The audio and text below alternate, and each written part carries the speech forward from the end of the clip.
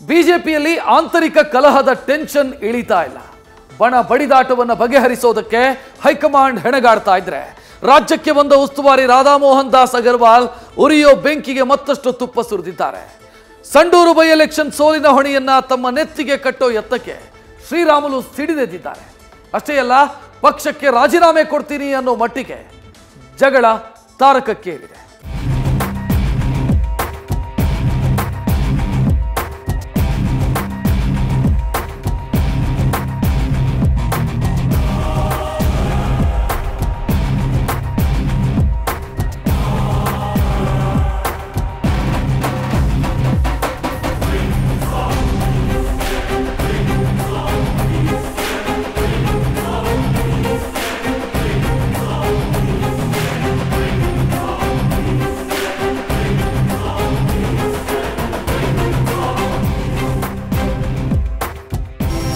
High command ಮದ್ದರೆದ್ರೂ BJP ಒಳಗಿನ ಕಿಚ್ಚು ಆರ್ತಿಲ್ಲ.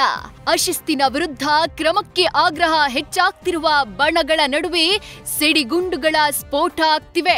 ರಾಜ್ಯ ಬಿಜೆಪಿ ಬಣ ಬಡಿದಾಟಕ್ಕೆ ವಿರಾಮ ಹಾಕೋಕೆ ಟೆನ್ಷನ್ನಲ್ಲೇ ಹೆಣಗ್ತಿರುವ ಡೆಲ್ಲಿ ದೊರೆಗಳು ನಿನ್ನೆ ಘಟನೆಗೆ ಬೆಚ್ಚಿ ಬಿದ್ದಿದೆ. ಭಿನ್ನಮತ ಶಮನಕ್ಕೆ ಅಂತ ರಾಜ್ಯ ಬಿಜೆಪಿ ಉಸ್ತುವಾರಿ ರಾಧಾ ಮೋಹನ್ ದಾಸ್ ಅಗರ್ವಾಲ್ ರನ್ನ ಕಳಿಸಿತ್ತು. ಆದ್ರೆ ರಾಧಾ ಮೋಹನ್ ದಾಸ್ ಆಡಿದ ಮಾತುಗಳೇ ಕೋರ್ ಕಮಿಟಿ ಸಭೆಯಲ್ಲಿ ಬೆಂಕಿ ಹಚ್ಚಿದೆ.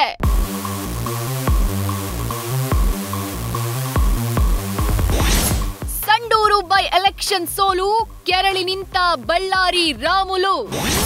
ಜನಾರ್ದನ ರೆಡ್ಡಿ ವಿರುದ್ಧ ಮಾಜಿ ಆಪ್ತ ಮಿತ್ರನಿಂದ ಆಕ್ರೋಶ ಸ್ಫೋಟ. ಇದು ಯುದ್ಧಕಾಂಡ. ಗಣಿನಾಡು ಬಳ್ಳಾರಿಯಲ್ಲಿ ಮೊಳಕೆಯೊಡೆದ ಯುದ್ಧಕಾಂಡ. ಸಂಡೂರು ಸೋಲಿನ ವಿಚಾರ ನಿನ್ನೆ ಕೋರ್ ಕಮಿಟಿ ಸಭೆಯಲ್ಲಿ ಪ್ರತಿಧ್ವನಿಸಿದೆ. ಸಂಡೂರು ಸೋಲು ನಿನ್ನೆ ಕೋರ್ ಕಮಿಟಿಯಲ್ಲಿ ಧಗಧಗಿಸಿದೆ. ಅಷ್ಟಕ್ಕೂ ಸಭೆಯಲ್ಲಿ ಆಗಿದ್ದೇನು, ರಾಮುಲು ಪಕ್ಷ ಬಿಡೋ ಮಾತನಾಡಿದ್ದೇಕೆ, ಈ ಬಗ್ಗೆ ಇಂಚಿಂಚೂ ಮಾಹಿತಿ ಕೊಡ್ತೀವಿ ನೋಡಿ. ಈಗ ಸಂಡೂರು ಬೈ ಎಲೆಕ್ಷನ್ ನಲ್ಲಿ ಏನಾಯ್ತು? ಶ್ರೀರಾಮುಲು ಅಲ್ಲಿ ಏನ್ ಕೆಲಸನೇ ಮಾಡಲಿಲ್ಲ. ಅಗರ್ವಾಲ್ ಅವರೇ, ಏನ್ ಮಾತಾಡ್ತಿದ್ದೀರಿ?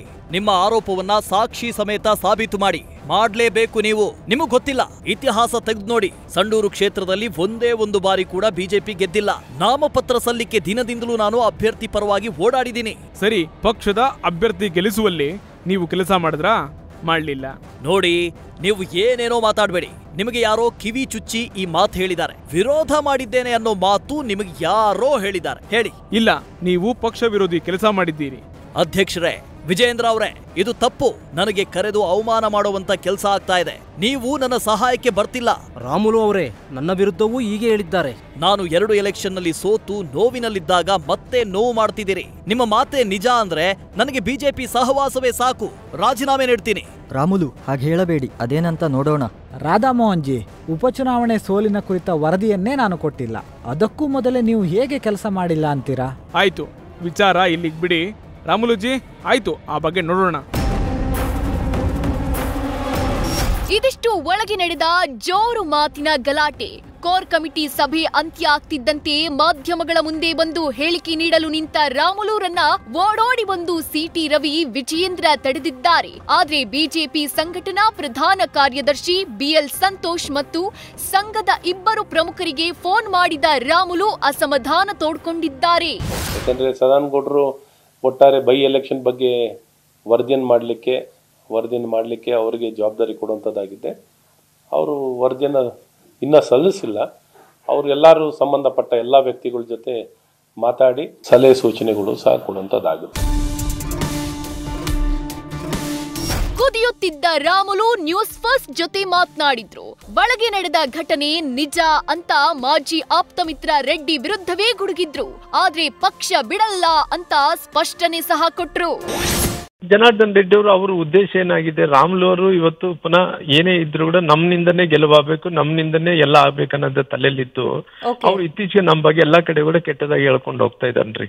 ನನಗೆ ನೋಡ್ರಿ, ನನಗೆ ರಾಧಾ ಮೋಹನ್ ಅಗರ್ವಾಲ್ ಅವ್ರು ಹೇಳಿದಂತ ಟೈಮಲ್ಲಿ ನೋವಾಗಿದ್ದಂತ ಸತ್ಯ. ನನಗೆ ಎಷ್ಟು ನೋವಾಗಿದೆ ಅಂತ ಹೇಳಿದ್ರೆ ಜೀವನದಲ್ಲಿ ನನಗೆ ಡೈಜೆಷನ್ ಮಾಡ್ಕೊಳ್ಳೋಷ್ಟು ನೋವಾಗಿದೆ ರೀ. ಯಾಕಂದ್ರೆ ಆ ರೀತಿ ಮಾತಾಡಬಾರ್ದಾಯ್ತು. ದೇಶ ಆಗಿರೋದು ಹೇಳ್ಕೊಂತ ಇದ್ರಲ್ಲಿ ಆಗ್ಲಿ ಪಾರ್ಟಿ ಬಿಡಂತ ಪ್ರಶ್ನೆ ಬರಲ್ಲ, ಪಾರ್ಟಿ ಕೂಡ ಬಿಡಲ್ಲ ರೀ. ಅಂತ ಪರಿಸ್ಥಿತಿ ಬಂದ್ರೆ ನಾನು ಹೇಳಿ ಬಿಡ್ತೀನಿ ಅಂತ ನಾನು.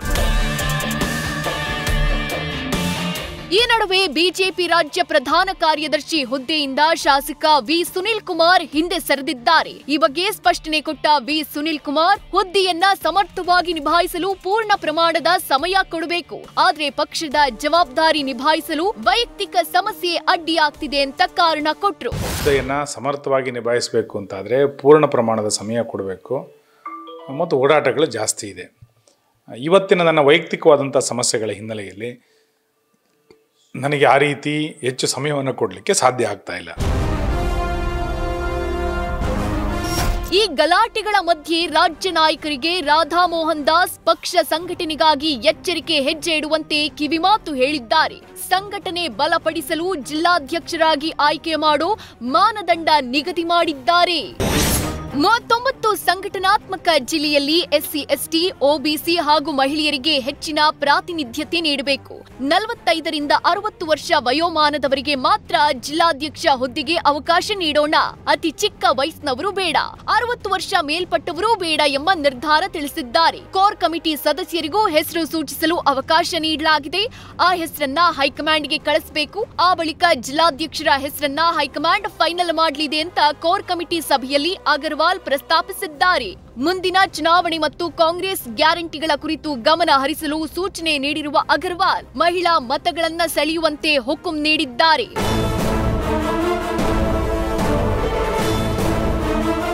ಇನ್ನು ರೇಣುಕಾಚಾರ್ಯ ನೇತೃತ್ವದ ತಂಡದಿಂದ ರಾಜ್ಯ ಬಿಜೆಪಿ ಕಚೇರಿಯಲ್ಲಿ ಬಿಜೆಪಿ ಉಸ್ತುವಾರಿ ಭೇಟಿ ನಡೆದಿದೆ.